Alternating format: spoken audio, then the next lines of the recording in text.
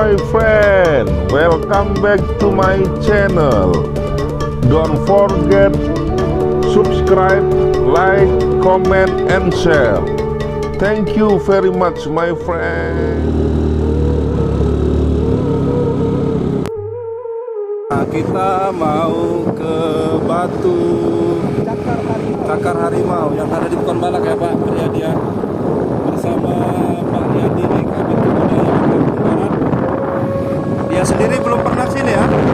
Nah, makanya kita kebetulan dari acara Pekan Kebudayaan di Padang Cahaya ini kita sekalian melihat situs purba, termasuk situs ya Pak ya,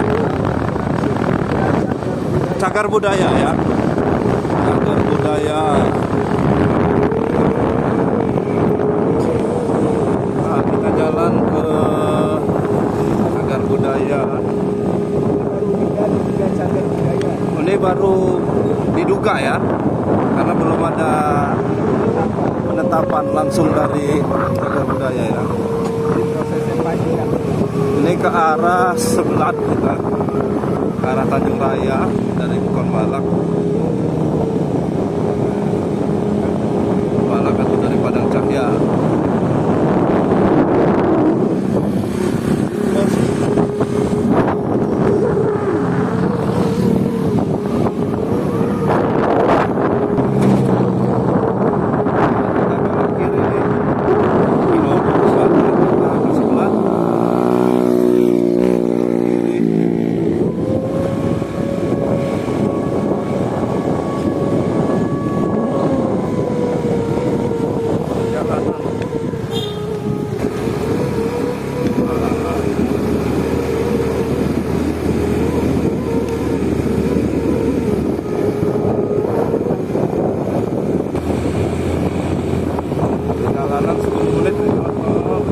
Melewati perkebunan nih.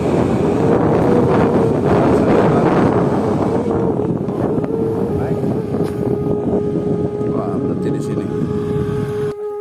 Kita lanjut jalan nih dari parkiran tadi. Perjalanan dari Pekanbadak tadi mungkin sekitar 5 menit sampai parkiran. Nanti ditambah jalannya nggak tahu nih berapa menit. Tapi kayaknya udah nyampe nih. Perkebunan ya Pak ya. Mana nih kanan? Itu tuh terus lurus.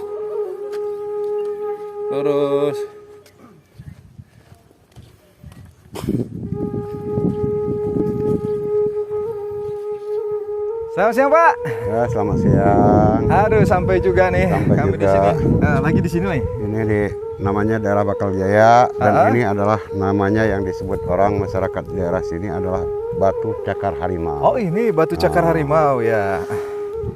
Bisa cerita sedikit Pak? Mungkin ada pernah dengar Nah, dari informasi masa lalu seperti apa sih Batu Cakar Harimau? Kenapa disebut Batu Cakar Harimau? ya.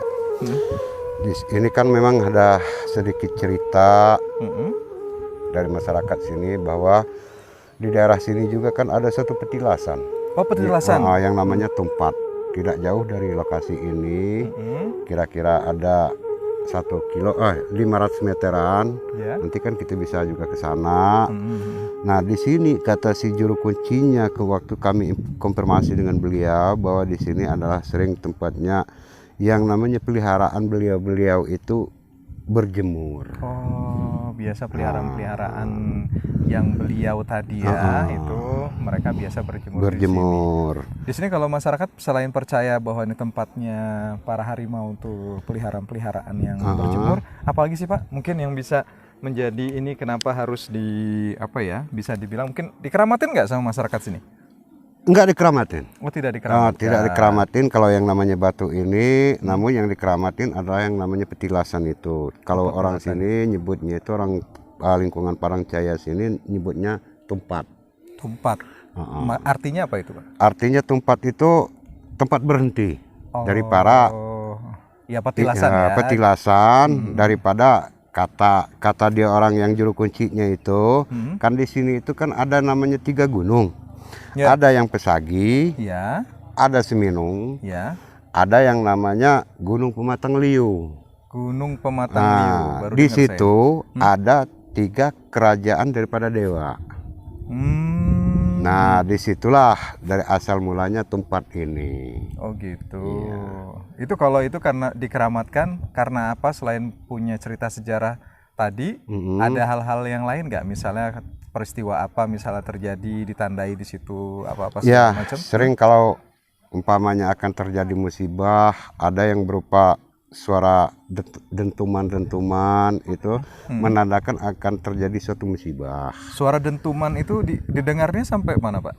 Lingkupan Padang Cahaya ini bisa semua masyarakat bisa dengar. Oh, itu biasanya waktunya siang, malam, pagi? Itu nggak bisa tentu, Pak. Yang jelas itu ya ada waktu siang, ada ya malam, itu terjadi nggak bisa kita tentuin apa siang atau malam itu kan. Nah itu kan akan bertanda ada tanda suatu musibah.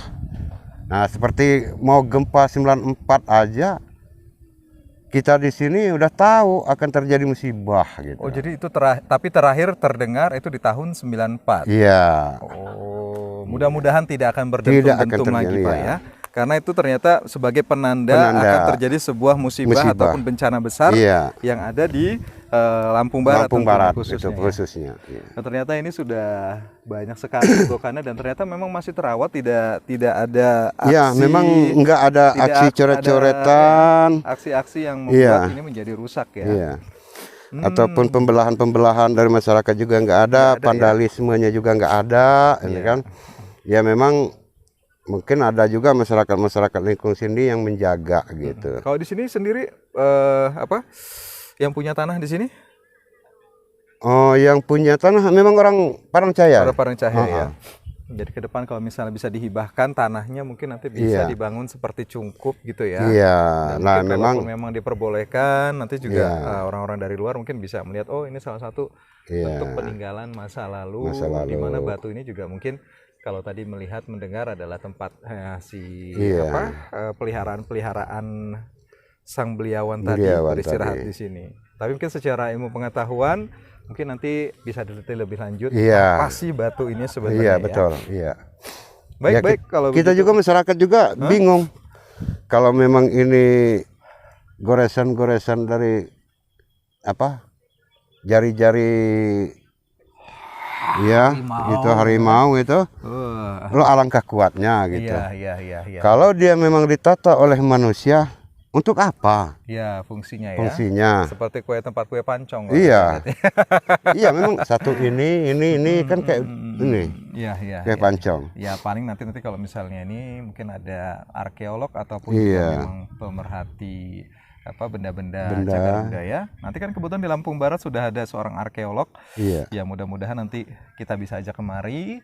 Ya, beliau juga nanti bisa memberikan penjelasan secara ilmu pengetahuan. Tapi tidak apa-apa, cerita-cerita tentang sejarah yang tadi tempat pemeliharaan biarkan itu menjadi sebuah cerita legenda lisan, masyarakat, legenda yang tentunya akan memperkaya khasanah kebudayaan sastra lisan yang ada di Lampung Barat. Betul.